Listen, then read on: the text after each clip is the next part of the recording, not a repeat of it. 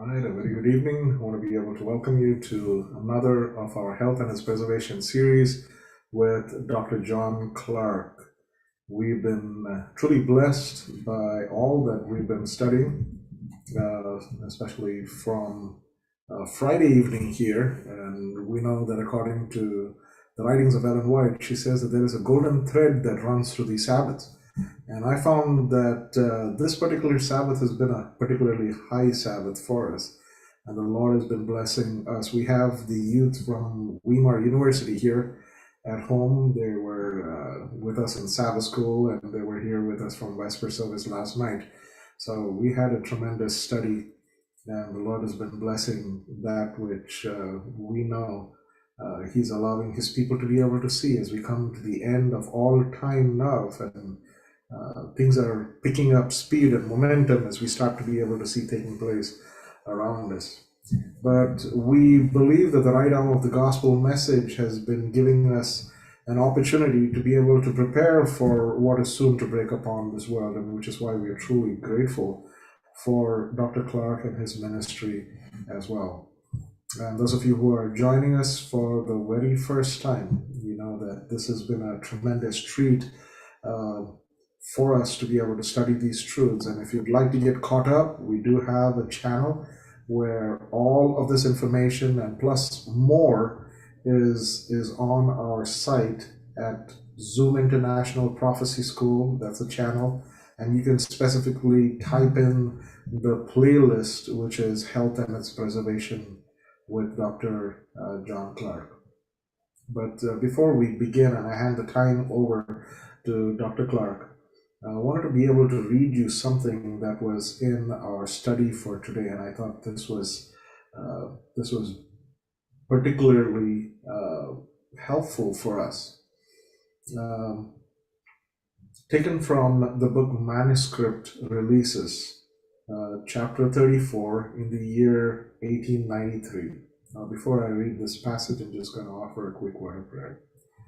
Our Father in heaven, as we turn our attention from the things of this world to heavenly things, we ask you that you will lead our conversations. And as you have promised, if I am lifted up, I will draw all men. I pray that you would put words in Dr. Clark's mouth, that you would anoint his mind with the coal off of your altar, so that he were to be able to speak those words that you have ordained for us to hear.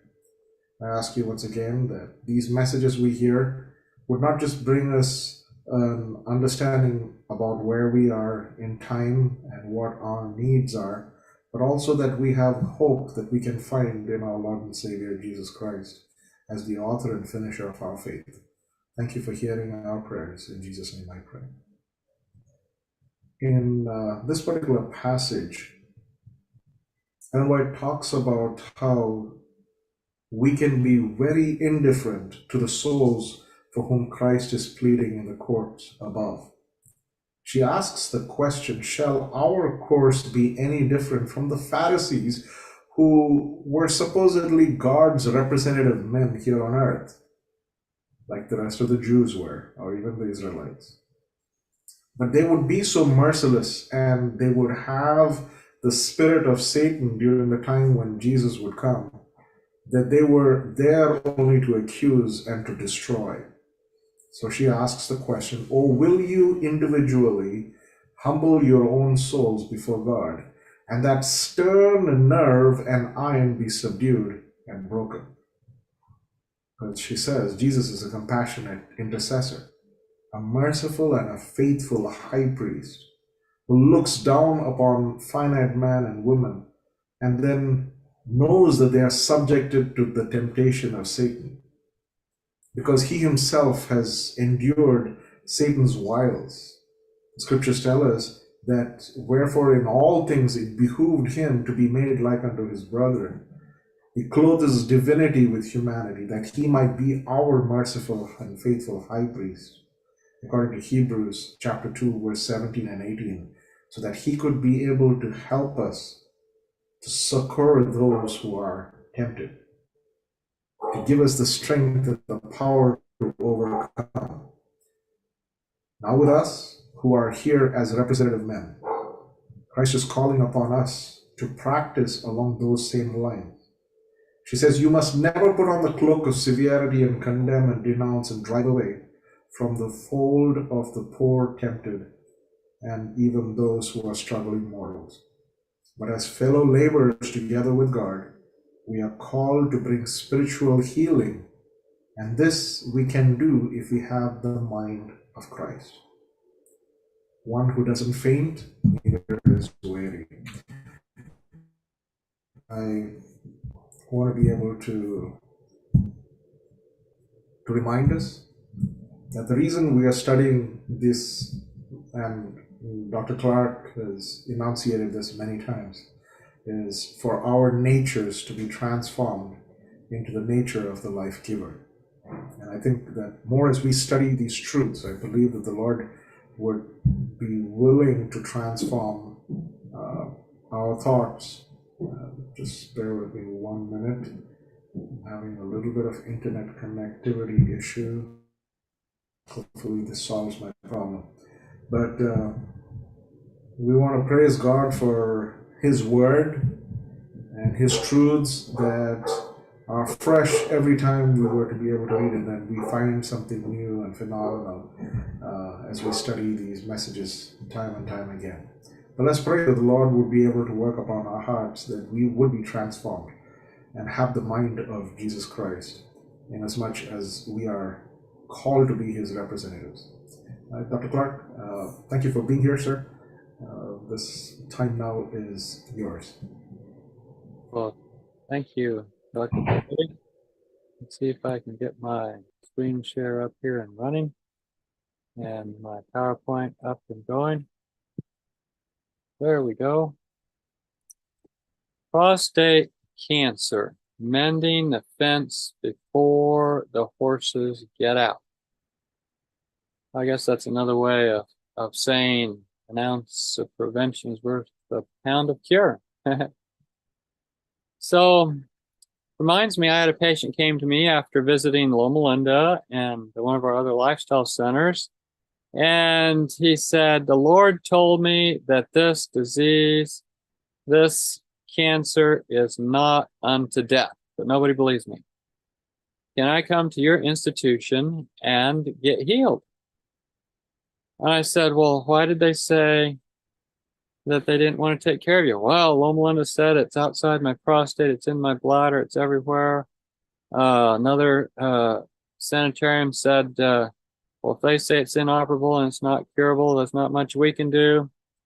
And I said, well, that's all right. You know, our job here is to merely help you get your life in harmony with natural law so that you can, in good conscience and good faith, present your case to the Lord. If He's told you this sickness is not unto death, then your faith be it unto you. And so he came and he got better. And later on, people went and visited his home church and he was continuing to improve. Now, mending the fence before the horses get out. We're talking prevention here. That's where I'm going to spend my time.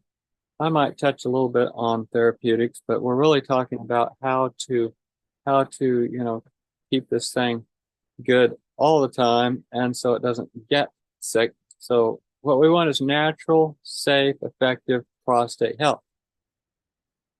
In an era when everybody's getting prostate cancer, when the statistics are going up, when the mortality is going up, I mean, when we have all kinds of people coming down with this. Now, I come from a traditional medicine background where I was treating patients according to the book. But now I do lifestyle medicine. Our goal is to maximize your health above the probability of disease. Really, to find ways of presenting you to the Lord for healing. That's all healing comes from the Lord. And so that's where we want this healing to come from for you. So I've been doing this for a few years now, since 2005, 6, 7 thereabouts. And the Lord has blessed, and we've seen all kinds of good results.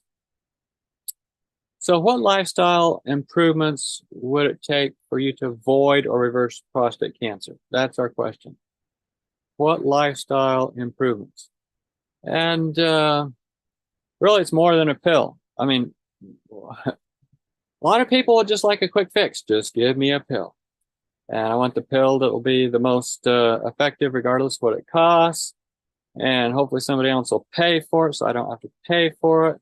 But don't bother me with, all this information that I did it to myself and I can undo it myself.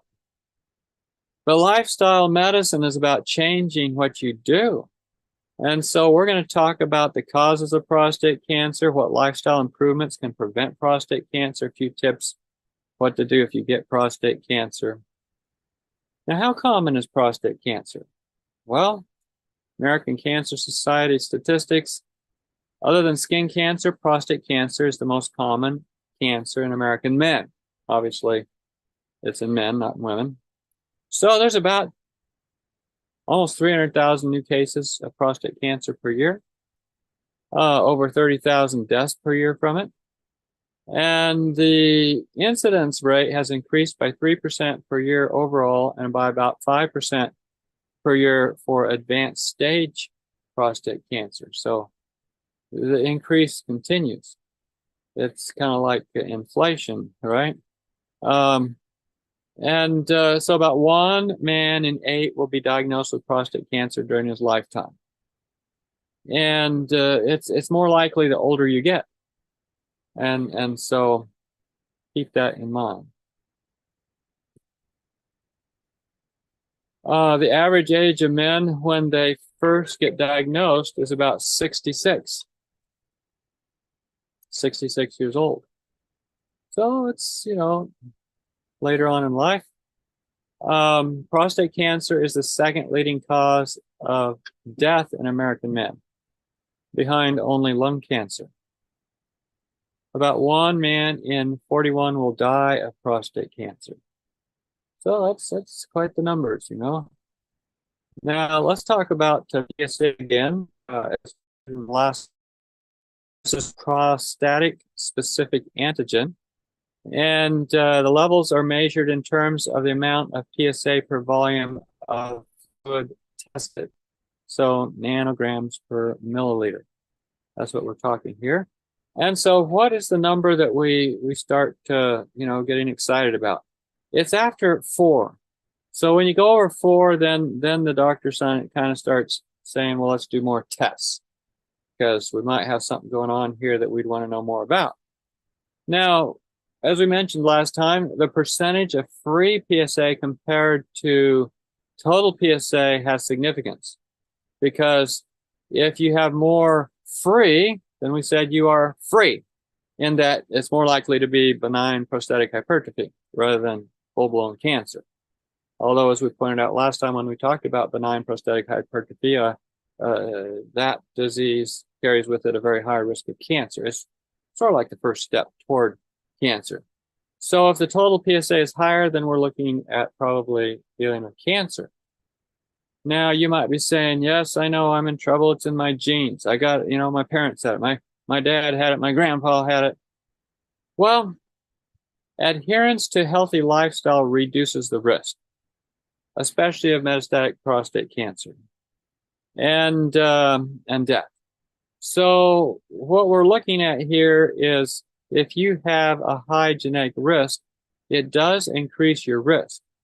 But lifestyle modifications are the most powerful force for changing that risk, even from a genetic point of view. We call it epigenetics. The epigenetics shows that within 3 months, we can change gene expression by positive lifestyle changes. So I guess what I'm saying here in so many words is you're not stuck with your genes, and you can change them by what you do with your lifestyle. So let's get into food and prostate cancer. You're made up of what you eat. That's the predominant influence on your body.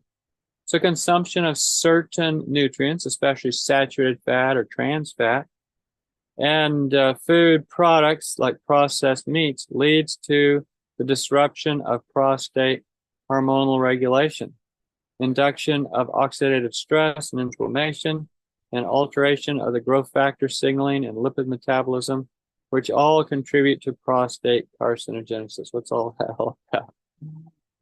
Well, what you're doing in your diet and lifestyle is what's going to affect you. On the other hand, a high consumption of vegetables, fruits, and whole grain products exerts positive and or therapeutic effects.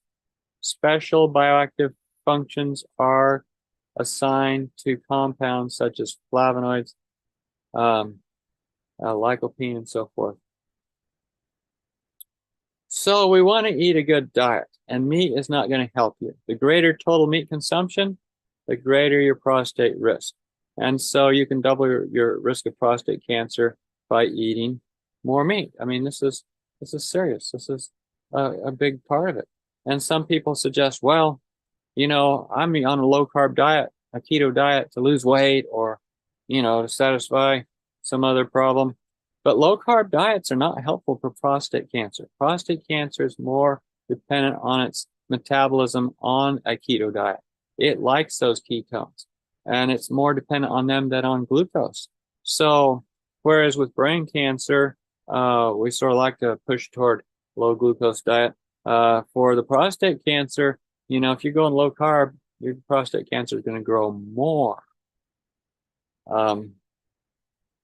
As will intestinal cancer with low carb diet. So beware, beware, beware.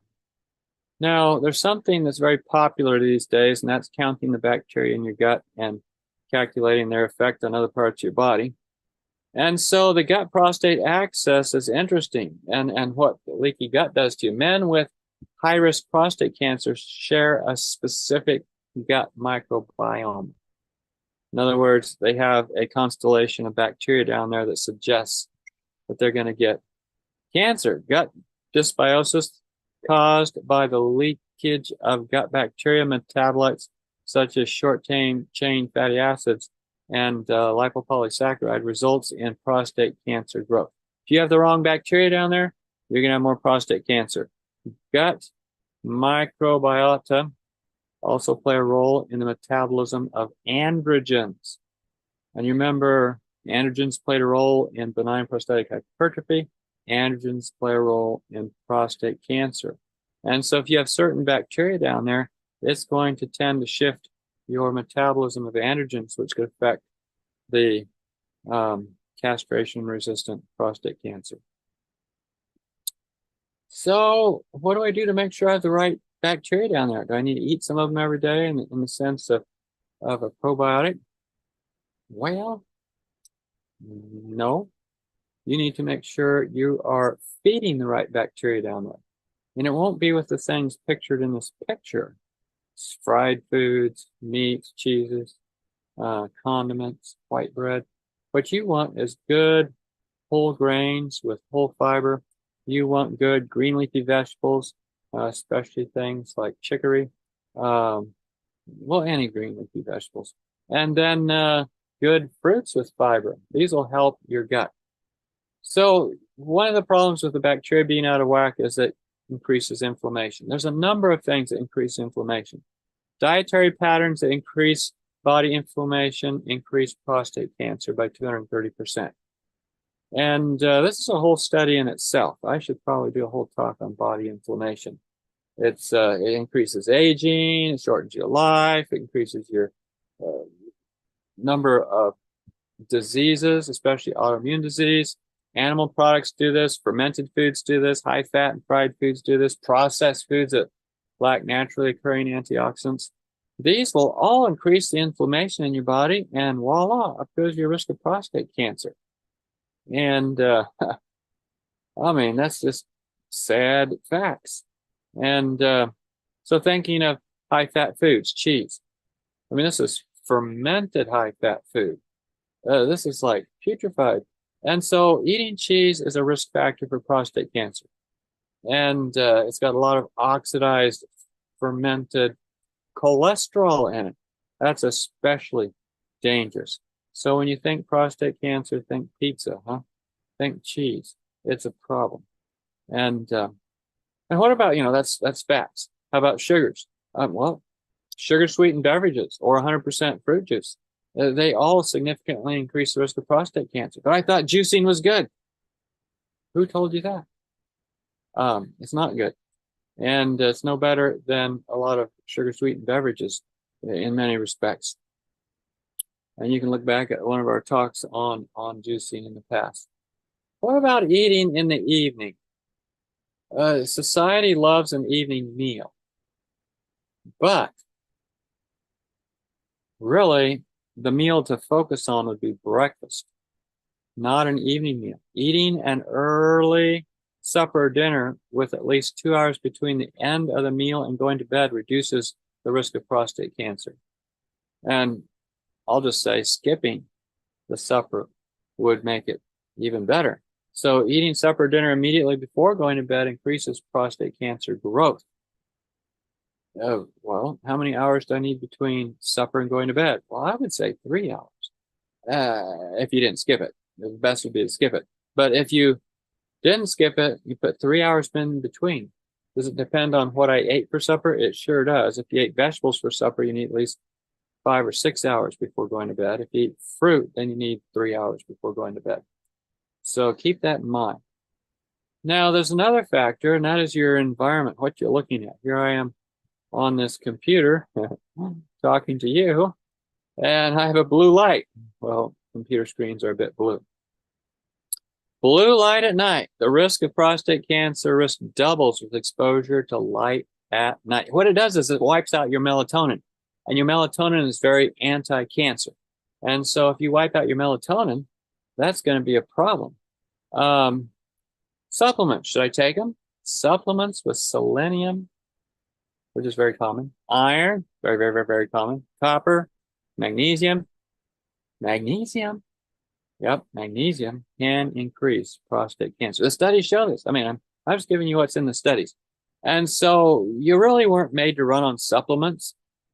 I know the supplement salesman told you your food's all deficient, but where do you think he got his supplements from? Really now. What you want to do is choose good food. If you really want good food, you grow it yourself. And if you want to be good and grow it yourself and have good minerals in proper amounts, you put things on like C90 or azomite or rock dust, things that have minerals, and the plant can decide how much to pull up and put in itself. And so this is very good. Now, are you dying to impress your neighbor? I mean, like really dying, like dyeing your hair?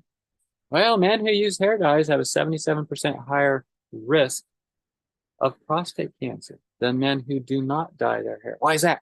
Well, there's a lot of strange chemicals in those dyes. Now, I'm not saying there's some dyes that are acceptable. What would those be? Those would be the clay or rock dust based dyes. The dyes that are bad are the ones that have chemicals that are part of the dyeing process, which is the predominant dyes that you buy at the stores. It's a little hard to find the ones that are based on clays and rock dust and so forth, but they're out there. They're out there. Now, there's another thing that affects your risk of prostate cancer, and that is monosodium glutamate. Monosodium glutamate is a serious problem in modern diet. I mean, I don't know of any fast food restaurants that don't have food loaded with monosodium glutamate. The serum glutamate levels positively correlate with prostate cancer grade and aggressiveness. In other words, if I should be able to decide how bad your prostate cancer is just by checking your blood for free glutamate. So glutamate deprivation or blockade, on the other hand, decreases prostate cancer cell growth. So make sure there's not a lot of free glutamate in your diet. What's a big source of free glutamate for most folks? Well, soy sauce, Bragg's liquid aminos, nutritional yeast, natural flavors, soy protein isolate, to carrageenan. If the product that's processed lists described spices, just says spices in the ingredients, probably has a lot of MSG. So there you go. You want stuff that isn't loaded with these adulterated substances. Serum glutamate, yeah. So why does soy sauce have a lot of free glutamate? Well, soy as a protein has about 21% of its amino acids as glutamate. Therefore, if you make it into Bragg's liquid aminos or soy sauce, and all the individual amino acids are by themselves and it's loaded with sodium, you've got monosodium glutamate. And And the process of making soy sauce makes it the bad monosodium glutamate. Well, I should probably do a talk on monosodium glutamate on here sometime. I mean, I do have a talk on it, but I don't think I've done one here yet. So what about taking an aspirin a day? Oh, I got this heart attack and they put me on an aspirin. You wouldn't believe how dangerous aspirin is. No, I'm serious. Baby aspirin, one a day, increases the risk of aggressive prostate cancer by 27%. I mean, it shuts down your kidneys by 40%. And other anti-inflammatory medicines aren't much better, like Motrin, ibuprofen, and so forth. They increase the risk of prostate cancer by 35%. Why is that? Well, these things are just immunosuppressants, is what they are. You're wiping out your immune system for the sake of alleviating yourself of a little bit of pain, which should have been alleviated through changing your lifestyle. We've talked about arthritis on here before. Go back and review that talk. So the immune system has natural killer cells. And we've talked about natural killer cells when we talked about preparing your immune system to fight COVID and pandemic influenza and Ebola and that kind of thing. So men with low natural killer cell levels have 5 times higher risk of prostate cancer when they were biopsied. 5 times. So, wow. Okay, what do I do about that? Well, there's a lot of things that affect your natural killer cells. And if you're eating a lot of cholesterol in your diet, you're going to have problems. I'm just telling you. High cholesterol diet depresses natural killer cell to 1/4 their usual activity. Puts them all on drugs. They become very slow. And it reduces their numbers, and it reduces the ability to produce interferon. Interferon's a natural antiviral, and a lot of viruses are involved in cancer. So you wipe out your immune system, you wipe out your natural killer cells, and yes, you're going to get prostate cancer. And so while a high total cholesterol and consumption of a diet that raises total cholesterol can raise your prostate cancer risk, adherence to a cholesterol lowering diet, so like high in fiber, things like beans, vegetables, you stay away from animal fats and refined carbohydrates, and this can lower your risk of prostate cancer by as much as 43%. So this is a good thing. And you can review our cholesterol talk from past YouTube presentations. So what about fat and immunity? High fat does not help. I mean, you weren't made to run on processed oils. I'm just telling you. And so if you're on a high fat diet, your natural killer cells reduce their activity by 80%. And so, yeah, you're going to have 5 times the risk of prostate cancer. Fat and prostate cancer in the way of saturated fat triples the risk of dying of prostate cancer. This is serious business. Fat is a problem. Why is fat a problem? Well, it tends to get oxidized, so you get free radicals. It tends to shut down the oxygen in your blood. I mean, it lowers the oxygen in your blood. So these cells, like in the prostate, are starved for oxygen. And so cancer can grow more readily. What about milk? Milk tends to knock out your immune system. And so the results of drinking milk is that the natural killer cell activity is decreased. Well, there we go. We're back to 5 times the risk of prostate cancer. Tripling milk protein intake can triple cancer risk, according to studies. So milk is not going to help you with prostate cancer. Well, what can I eat then? What would Adam have eaten? Oh, fresh fruits and vegetables, nuts and seeds, maybe some grains. Yeah, so, well, got prostate cancer. High intake of milk is related to an elevated risk of prostate cancer, increased recurrence and progression of prostate cancer death rate, mortality, all from milk. So an increase in intake of milk from 100 to 200 grams per day, which is, even that is a low amount, has been associated with a rapid increase in the risk of prostate cancer. High consumption of whole milk can increase by 50% the mortality risk of prostate cancer. Milk is not your friend. On the other hand, if you can switch over to soy milk, soy consumption reduces prostate cancer risk. And it's sort of a natural anti-inflammatory. So there you go. Drink something better if you must drink something. And well, speaking of soy, there's other beans that are good too. A diet high in legumes, beans reduces the risk of prostate cancer. Here I've pictured kidney beans. Kidney beans, red beans have the highest antioxidants from the legumes, and so those are good.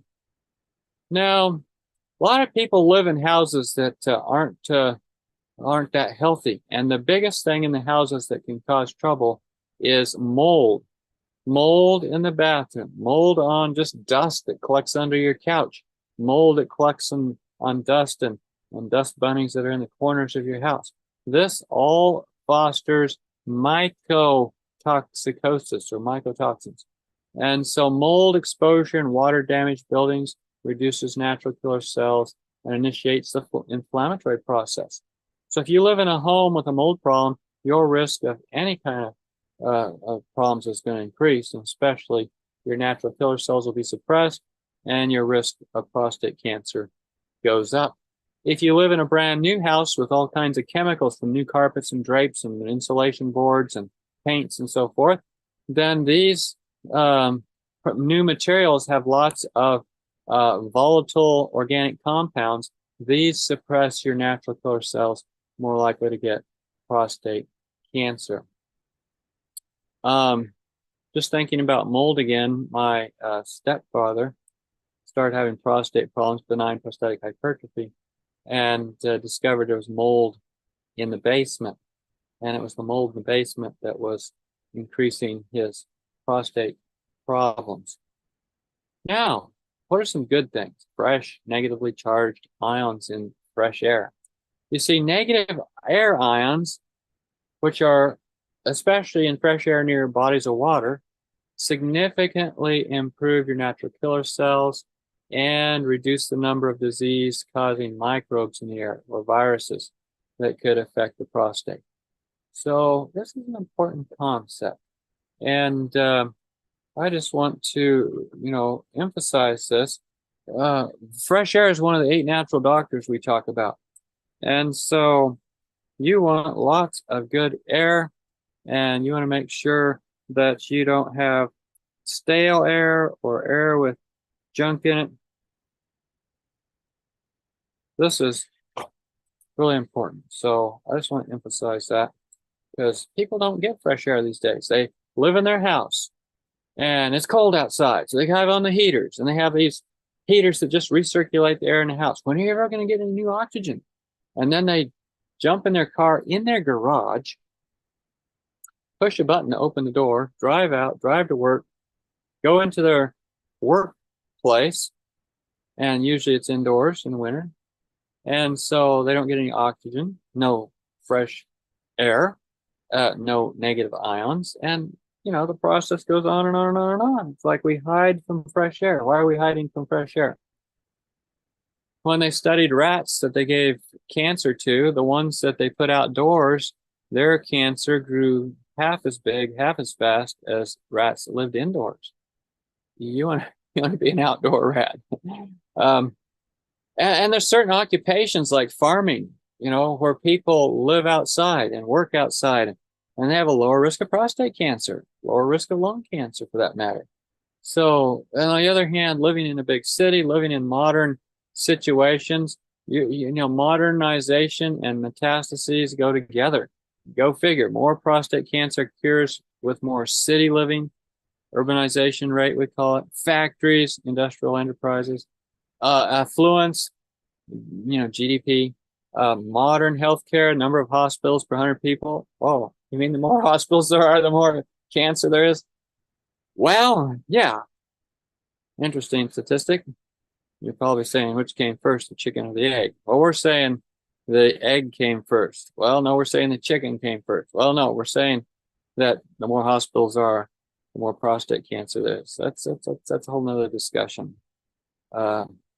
Yeah, utilization based on healthcare availability, and a bit of a driving force there that's a bit underneath the surface. Okay, let's get back onto our topic here. Walking is the best exercise. The risk of death from prostate cancer is reduced by 31%. Those who walk for exercise. And we talked about this with benign prostatic hypertrophy, but you see when you get out there and walk, you basically improve the circulation to your prostate. It's right there in the pelvis. The pelvis moves with the walking. And so this is a good thing. And any kind of exercise is going to be beneficial. High physical activity levels can reduce the risk of prostate cancer by 50%. I mean, people who are, and we talked about this when we talked about cancer in general, that those who are fit and who were exercising had half the risk of dying, or even 55% lower risk of dying of any kind of cancer. And when you get out there and exercise, that's when you get exposed to the sun, right? And the sun certainly triggers vitamin D production in the skin, but it also produces more melatonin in the mitochondria. So vitamin D deficiency predisposes children to problems with viral infections. And so vitamin D prevents excessive expression of inflammatory cytokines. It's sort of an anti-inflammatory hormone. And so you don't want to be low on it, but you want to get it from the sun because there's other things from the sun that are beneficial. Vitamin D stimulates natural killer cells lining the respiratory tract. Now, speaking of the sun, more vitamin D, less prostate cancer. Frequent recreational sun exposure is associated with a significant reduction in risk of fatal prostate cancer. So get out in the sun recreationally. Here's a couple pushing a wheelbarrow with a bale of straw on it. That's a good thing to do. Get out in the breeze. Looks like the wind is blowing on them. That's great.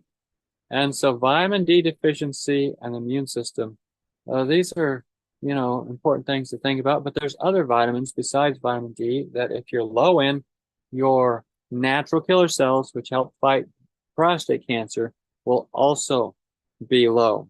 Vitamin A, for example. And vitamin A is best gotten from things like carrots, and it will boost the number of natural killer cells and their function. Vitamin A deficiency results in a loss of the lymphocytes that produce IgA. This isn't good because that's part of your immune system to also fight cancer. Carrots, with their high carotenoid content, reduce the risk of prostate cancer by 65%. Isn't that a great statistic? So get yourself a carrot, chew it up real good, and it'll benefit you. All kinds of good things in the carrot. 273 different active forms of vitamin A, according to one study. How about folic acid and immunity? Well, I said folic acid here. I should have said folate. What you really want is folate. Severe folate deficiency has been shown to reduce lymphocyte counts by 60% and significantly impair natural killer cell activity. Wow. So if I'm deficient in folate, I'm deficient in my immune system. That's right. How do I get my folate up? Well, best way to do it is with good green leafy vegetables. That would be the best thing. Green leafy vegetables, anything like spinach, those are higher in folate. That's what you want. You don't want supplement pills because they'll be folic acid and they increase your risk of cancer. You want folate from naturally occurring phytochemicals in food. Selenium is important for the immune system because it will increase natural killer cell activity. It reduces inflammation from cytokines. It helps protect your tissues. So, for example, for influenza, it's the lungs, but we're talking about prostate now. And so we want the level of selenium to be good. But remember, we said earlier that selenium supplements increase the risk of prostate cancer. You don't want it from pills. Where do I get it then? You're looking at it there. What are those things? Brazil nuts. That would be a good place to start. I mean, it's also in pumpkin seeds and in sunflower seeds and mixed nuts and so forth, but these are the ones that give you a lot of it. You could eat 3 or 4 of these a day and have plenty. Also, zinc. Pumpkin seeds are high in zinc, and this helps the natural killer cells to be more active. And zinc's very important for the immune system. And so you want a good level of zinc, not from supplements, but from good food. Remember, we said supplements weren't the answer earlier. So fresh fruits and vegetables have what you need. God's good food. Fresh fruit and vegetables have been shown to be antibiotic, anti-allergenic, tumor protective, anti-inflammatory, and they stimulate the immune system. How can you beat that? So let's look at some of these. Grapes have resveratrol. Turmeric has curcumin. Apples, onions, and greens have quercetin. These all show positive results for prevention or treatment of prostate cancer. So, a few grapes, a little turmeric, some apples, some greens, some onions. Yeah, good stuff. How about dried fruit? Is that okay? Yes. In fact, some of the studies for dried fruit are as good or better than for fresh fruit. I'm not saying that I would, suggest abandoning fresh fruit, but when you have dried fruit that's available, don't turn your nose up at it unless you're diabetic. The incidence of prostate cancer is reduced by 49% with eating 3 to 5 or more servings of dried fruit, raisin fruits, and dates per week. I've got a picture here that's got prunes in it. I wouldn't go for those banana chips that are pictured there. They're just fried chips. The cranberries, watch it, how much sugar they put with them. But the dates, interestingly enough, are quite healthy for you. So, and then we don't have raisins pictured here, but yeah. Now, what is the famous fruit that people always think about when they think about prostate? What is the famous fruit that helps with certain phytochemicals? Well, it's got to be tomatoes. And it's the lycopene that we like. And the lycopene is there. You can eat the tomatoes fresh. They claim you get more lycopene if you cook them, probably because they melt down and concentrate. But anyway, you get your tomatoes, get them the way you like. And when combined with other healthy foods, it stops prostate cancer. When combined with, the Western diet, it may even make, it might make cancer worse. So you don't want the Western diet. What's the Western diet? Well, the stuff we started out talking about, high-fat diets, meats, fried foods, processed foods, fermented foods. Consumption of canned and cooked tomatoes more than 4 times a week can reduce the risk of prostate cancer by 27%. There you go. That's a statistic. And so high consumption of fruit and vegetables offers an advantage in survival among the rising number of men living after a prostate cancer diagnosis. Once even you're diagnosed with prostate cancer, these foods help. It's a plant-based diet, and a healthy plant-based diet reduces the risk of prostate cancer by up to 71%. So we're talking good numbers here. I mean, how can you go wrong with that? I mean, eat this good food and away you go. And this food won't make you overweight. Obesity and prostate cancer don't go together. People who are overweight, men who are overweight have 2.5 times the risk of having prostate cancer. Again, it has to do with oxidized lipids coming out of those fat cells. On the other hand, losing weight through like caloric restriction greatly pumps up your natural killer cells 4 times and their activity 2-fold. This is where you can put your money. I mean, fasting, intermittent fasting is good. Caloric restrictions are good, especially avoiding supper is good. So we're talking good principles here. I mean, who wants to die of prostate cancer? Alcohol and tobacco, I mean, you're probably saying, yeah, you know the answer on that one. Not good. And what happens is it sort of combines to cause all kinds of problems. Everything from DNA changes to inflammation increase.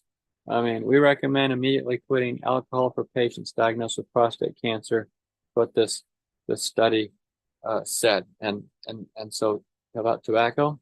Smoking increases risk of prostate cancer dramatically. And you think, well, this guy isn't smoking, he's vaping. Well, it's the same idea. Mixing smoking with coffee increases the risk even further. So that's not good. Tobacco significantly raises cancer-promoting testosterone. And that would be especially true of these vaping things as well. So beware. What about if I'm depressed? Depression and immunity. Depression is reliably associated with reduction in natural killer cell activity and a suppression of lymphocyte proliferation. you're not going to do well if you're depressed. What do I do about depression?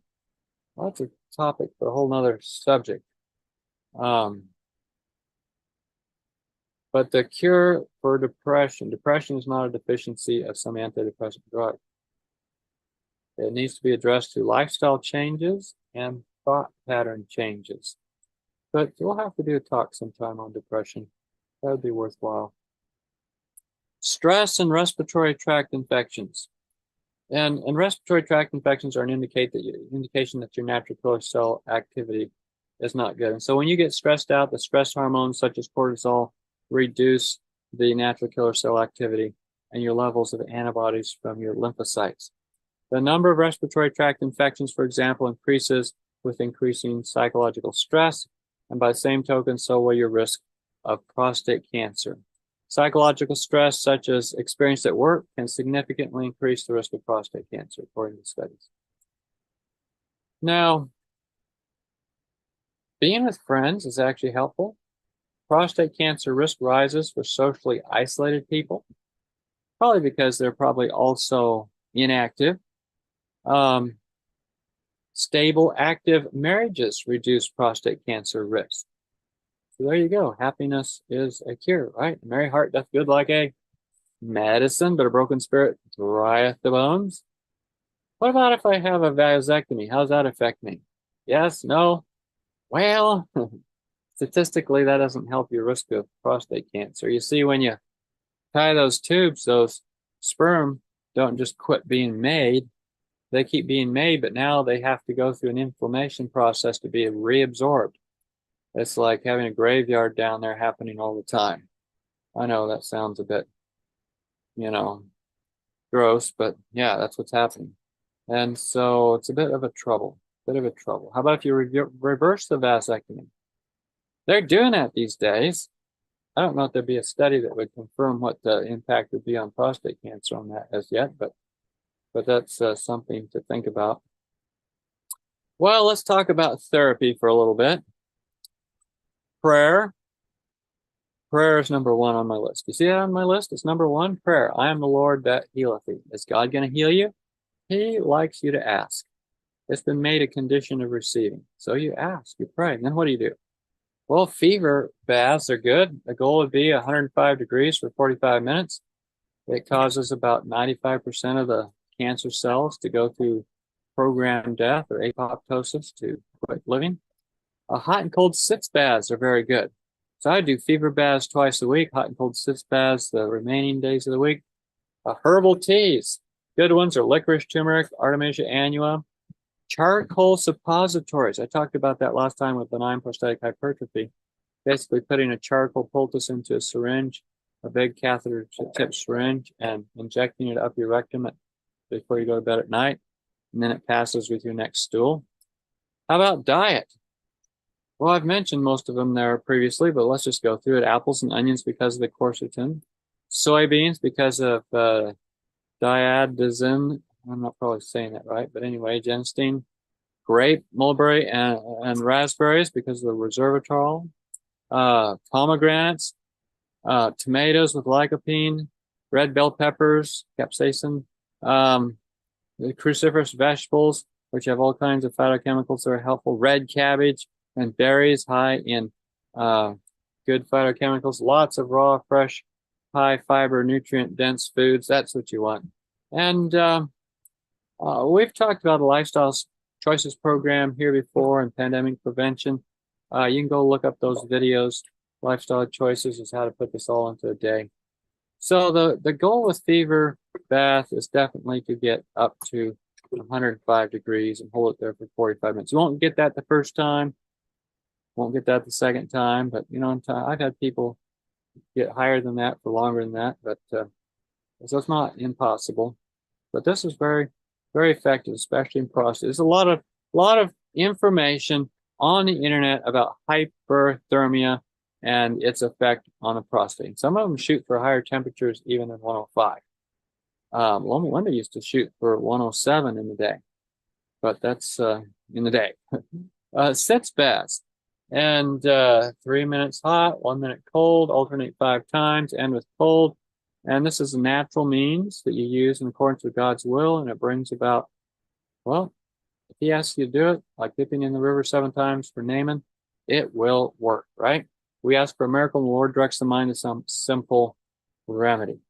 Here's this charcoal suppository recipe and a picture of the type syringe you would get at the medical supply or on eBay or whatever.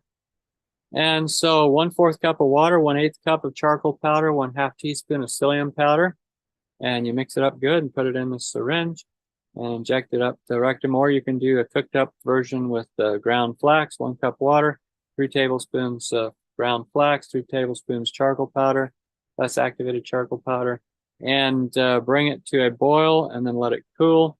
Place it in this syringe and put it in the rectum for overnight and then pass it with the feces the next bowel movement. This is a very good thing. It's good for hemorrhoids, rectal cancer, prostate cancer, a lot of things. Varices inside the rectum. So, what about when I go to bed? Early to bed and early to rise. You remember that? Makes a man healthy, wealthy, and wise. People who go to bed late and get up late have more prostate cancer. Participants who suffer from insomnia have a higher risk of prostate cancer. Well, what do I do about that? Probably stop eating supper and get on a more consistent schedule. That's the usual answer. So in summary, if you're going to avoid prostate cancer, you want a plant-based diet.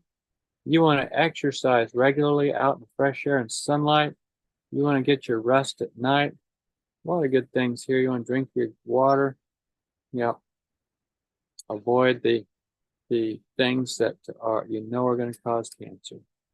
So there you go. That's our talk on prostate cancer. Last time we talked about benign prostatic hypertrophy. This time has been cancer.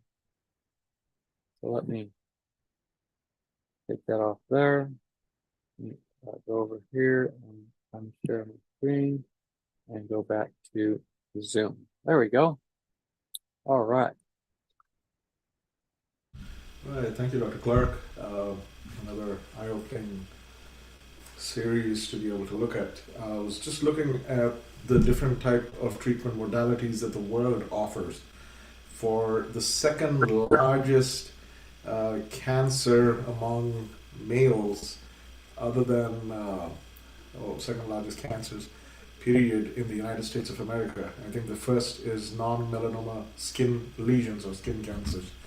But I was thinking about what the world does. In fact, we have today brachytherapy or radiation therapy, the pencil therapy that we understand as the proton line treatment that they inject directly into the tumors. I was wondering if you could be able to just discuss a little bit about some of the serious side effects that we are facing with that. Oh, I think we just lost Dr. Clark. I'll be back. Okay, welcome back, Dr. Clark. Can you hear us, sir?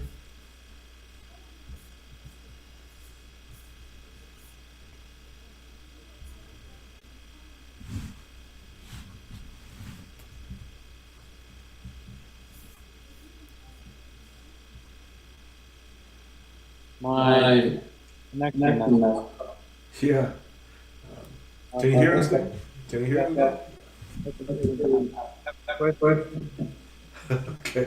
I just wanted to be able to know if we have you back completely. Can you hear us now, Dr. Clark? Yes, I can hear you. All right, sir. So I was just asking with regard to the serious complications of side effects of some of these medical procedures that are done. In fact, some of our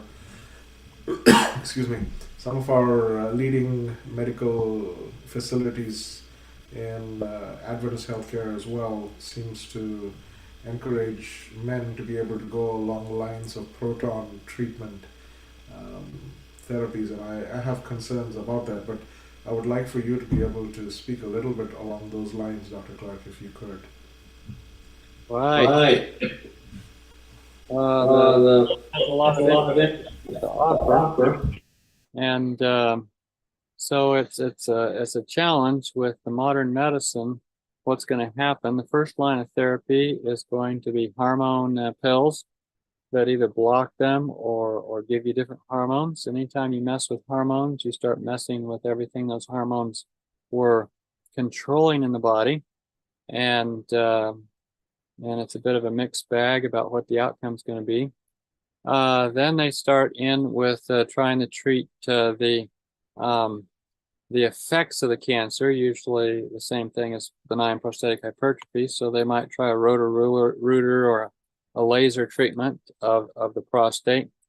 And then oftentimes they don't get it completely fixed that way. And so there's problems, or you end up with the inability to stop peeing, you end up with dribbling and loss of urine and so forth. Then they start getting into whether or not they want to take the prostate out, radical prostatectomy.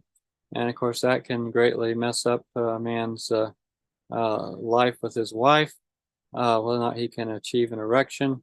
And then they go into these seeding the prostate with bits of radioactive metal. And so you're just going to end up with radiation all around, not just the prostate, but to the bladder and the bones and so forth. And usually the long-term result is that in time, the prostate cancer comes back with a vengeance, and you end up with problems that way. Another thing that like you said, they'll try different forms of radiation. Of all the treatments in medicine, the radiation has one of the highest complication rates because of your effect on the surrounding tissues. So with the conventional radiation, usually multiple beams trying to focus in at the prostate, you're basically like becoming a leather tanning factory. You turn the prostate into a chunk of leather that's well tanned, so it would make good shoe leather. But in the end, it's a lot of scar tissue, and if you have a recurrence, there's problems. If you didn't have prostate cancer, if they did that to you, you could probably get prostate cancer. Radiation is a big risk factor. As far as the proton beam accelerator goes, so you notice one of my slides there had a quote, "Natural means used in accordance with God's will brings about supernatural results." If having a $1 billion proton beam accelerator is natural means, I think we've all missed the boat. So the real question is, do you want God to heal you or not? And what do we need to do to be able to present the patient to God for healing? And if all healing comes from him, then we need to put the patient in the lines of his healing.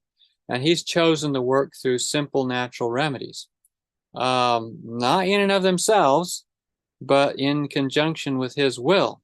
And so definitely we have to pray for a miracle, and the Lord directs the mind to which remedy.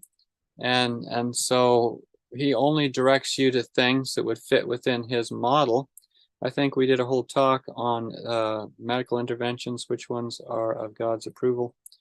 And so this, proton beam accelerator, usually if you got cured by that, you probably don't come out of that machine praising God, you come out praising the machine. Now,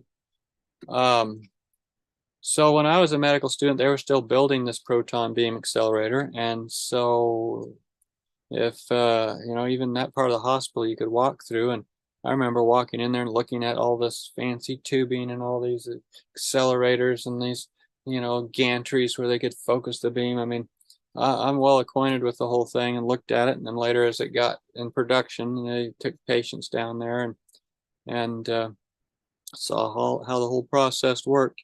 But again, it doesn't smack of something that God intends to be a part of his natural remedies. That was going to be my next question with regard to complementary treatments. Um, but I guess I got my answer. Um, but then I just wanted to be able to ask you that because there were questions that came in with regard to people having to be able to supplement uh, some of their uh, heavy dose treatments like chemotherapy and things of that nature to be able to ease its effect by uh, maybe taking um, I don't know, some supplements, or to be able to do things to boost the immunity so that they can withstand chemotherapy and things of that nature, and these adjuvant as well. And those are the questions that I think we've heard recently on some of these channels as well. But And what's I this? do, Yeah. also, No, no, go ahead. I do want to talk about that. It's like we've experienced this in very close to us, our church members. Um, and people get desperate when the natural remedies don't seem to be working the way they wanted them to work, as fast as they wanted them to work, or as obvious as they wanted them to work. What they tend to do is they start in with the natural remedy, and then they keep running back to the doctors who have no interest in natural remedies and ask, how am I doing? Scan me again, do another lab test, which is really a indication of huge fear factor. And of course the whole system has hyped up cancer to have this huge fear factor. And I just want to touch on that because the fear factor is probably bigger than anything. And I'll just tell you about two cases. When I was medical director at Eden Valley, where we saw mostly cancer patients, three family members from a family who all lived close to each other had been diagnosed with different cancers, and they decided they wanted to come to Eden Valley just to get go through our program. They didn't come with a great deal of fear, like they're scared to death. They just said, well, let's go through that program. Let's see what it's like. And they all had the attitude like, oh, who cares? I got cancer. Ha ha ha. Oh, well, but this is fun. And they would go around and try to cheer up the other cancer patients, some of whom were so worried and fearful, they died of their worry and fearfulness. We never could get them to put their trust and faith in God or in natural remedies, and they ended up passing away. But these three, they were like, oh, we've had cancer for years, and oh, we go back to the doctor and he checks it. Oh, it's bigger or it's smaller. It's oh, well, we live with it. Oh, well, their attitude was, and they're very spiritual too. We'd have morning worship, and they were bringing out all kinds of interesting spiritual points that showed they were, connected with the Lord. And when I was in Loma Linda as a medical student, we were involved in an outreach program where we were reaching out to the public university across the valley from Loma Linda. And we'd go and set up a tent on their campus and do sort of evangelism and reach out to them, supply passerbys with refreshments and talk to them about the Lord and so forth. And there was this gentleman who started coming to our Sabbath school class from that type of outreach. He was not really a student. He was a boyfriend of a student. And he had lots of cancer. So what had happened to him, a story unfolded as he had gone into the military about in the Vietnam era. And when he was in the military, he got exposed to large levels of bomb-making radioactive material, amerinium, plutonium, uranium, and had big deposits of this in his lungs from his exposure. He went down and got scanned in LA for levels of these different things, and they came back and said, oh, you could only get that as, refined bomb-making material. That stuff didn't just come from nowhere. But every time he'd go to the doctor, they'd say, oh, you're gonna be dead in six months. He'd laugh at them. He'd walk out. 6 years later, you go back to the same doctor. You're going to die in 6 months. He'd laugh at them and walk out. And I said, so you got tumors all over? He opened his mouth, showed me in his jaw, large bone tumors. He is like, and for him, he says, I've had so many doctors tell me, that I'm going to die in 6 months or 6 weeks even. And here I still am. And so he had a good attitude. And it all goes to show, there's a lot to having faith, a lot to having a good attitude. There's a lot to approaching this thing, not, I've got a death sentence on me and somebody, pulled a fast one and we're going to see if God can even pull me through this, and worry and fear and shame and regret and what I should have done or shouldn't have done. And so a merry heart doth good like a medicine. And so this is a huge part of this whole thing is understanding the impact of the mind. Now, that said, the place to find the right mindset is in trust in God. There hath no temptation taken you, no cancer taken you, such as is common to man. But God is faithful, will not allow you to be tempted above that you're able. And he's faithful, but tempted above that you're able, but will with the temptation make a way to escape. And so we need to be a bit like Hezekiah. Lord, I'm going to die? Oh no, Lord. Hezekiah said, I've been good, God. You can save me, can't you? And so God sent Isaiah back, and Isaiah says, okay, I know the Lord told me you're going to die, but now he's telling me you get 15 more years and we can turn the sundial back. And we're supposed to start in on natural remedies. Well, he had a death sentence on him. He's going to die. God said he's going to die. Now God says, okay. We're going to just help you out here. And so they put a lump of figs on his boil. And so he recovered. Well, natural means used in accordance with God's will bring about supernatural results. I mean, that's where we have to hang it. So the number one thing the medical missionary needs to do is to get the patient's faith on the side of recovery and on the side of God's promises and God's simple natural remedies, and then go from there. And this whole thing about natural remedies, I mentioned sitz baths and herbal teas and fever baths and so forth. The quote says, pray for a miracle and see where your mind gets directed. I mean, think about leprosy in the Bible. I keep coming back to leprosy because it's so common. And Naaman got told to dip 7 times. 7 times in the river. Miriam got told to go out on quarantine. 10 lepers got told to take a run to the priest. Other lepers got touched. I mean, in each case, it was different. And yet it worked. And so part of the thing is like this gentleman that came to me and said, the Lord showed me that this cancer is not unto death. Well, we have to be willing. Now, how willing do we have to be? There's a famous lady out in California that does programs on how she beat breast cancer. And one of her testimonies, she talks about that she refused to get involved in any of the medical interventions that were available through modern medicine that didn't fit the blueprint. And that she got sicker and sicker and sicker and thought she was going to die. But she started studying her Bible.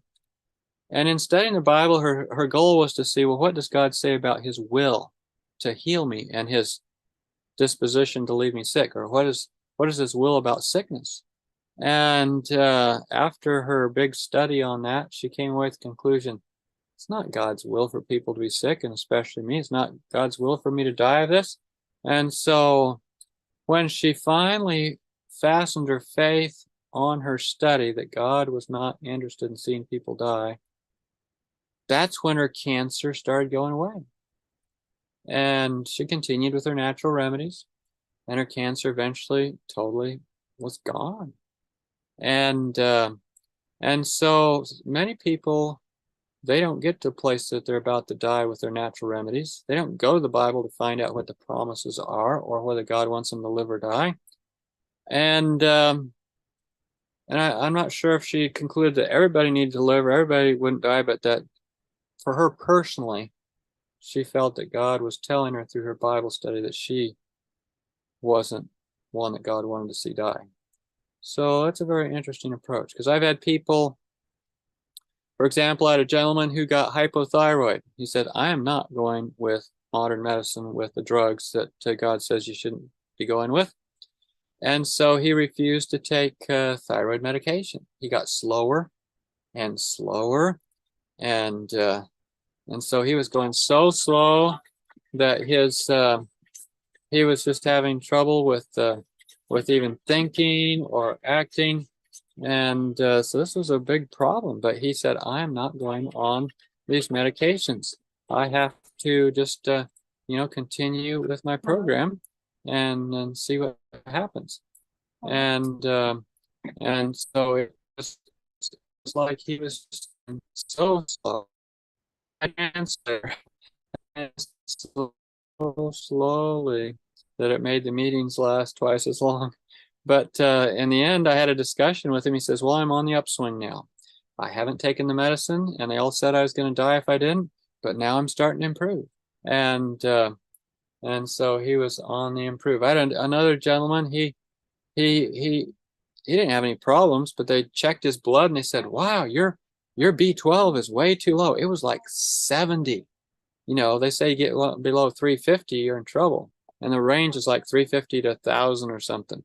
And his was 70. And they said, well, you better get injections. He says, okay. They gave him, a few monthly injections. He says, well, I don't feel any different. So I don't know why I'm doing this. So, forget all this. I'm just, 70 is 70. Here I go. And he didn't have any memory problems, no tongue tingling, no peripheral neuropathy, no. And so, I'm just really frustrated with some of our medical missionaries who in the past, they'll, even if they're doctors, or especially if they're doctors, they'll say, okay, we'll try natural remedies, but if they don't work, I'll write you a prescription for an antibiotic. Well, wait a minute.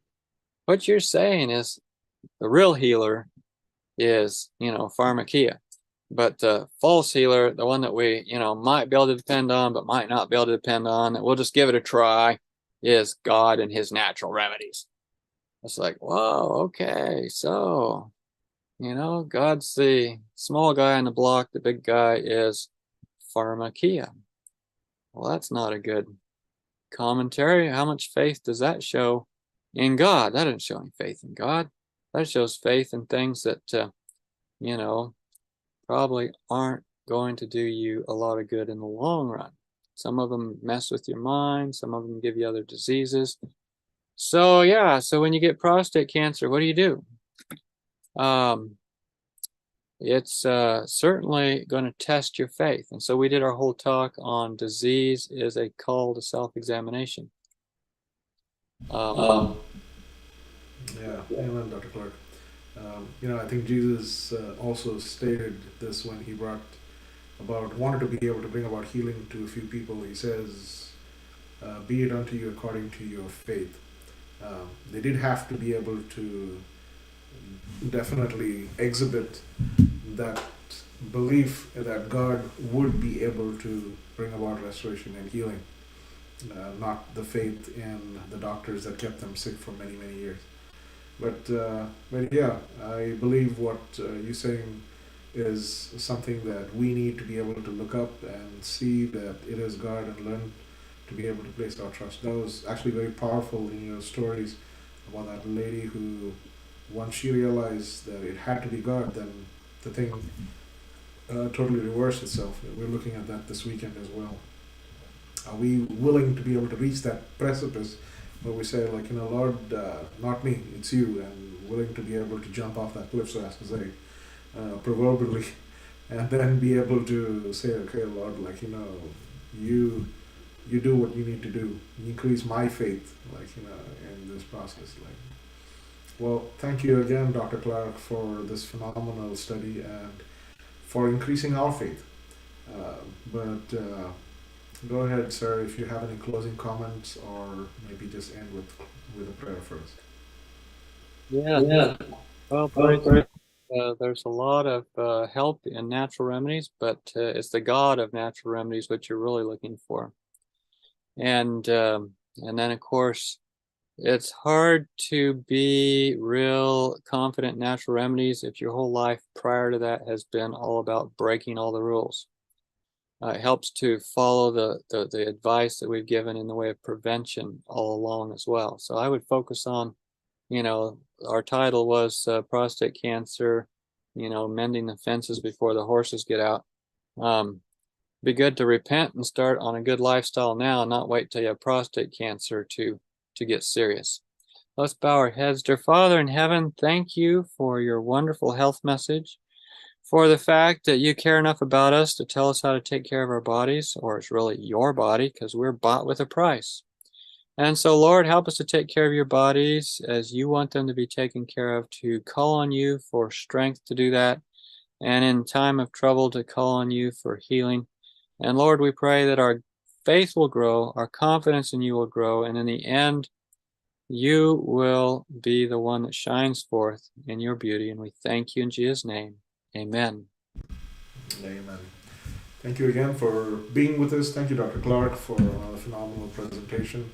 We will be coming back again on the 9th of December to be able to deal with Far As the Curse Is Found. You don't want to be able to miss that presentation either. It will be at 4:30 PST, California time. Until we have an opportunity to come back again, may the Lord bless you and keep you, cause His face to shine upon you and give you peace. Peace in your homes, in your hearts, and that your confidence in the Lord will grow. Thank you again, Dr. Clark. God bless you and your ministry.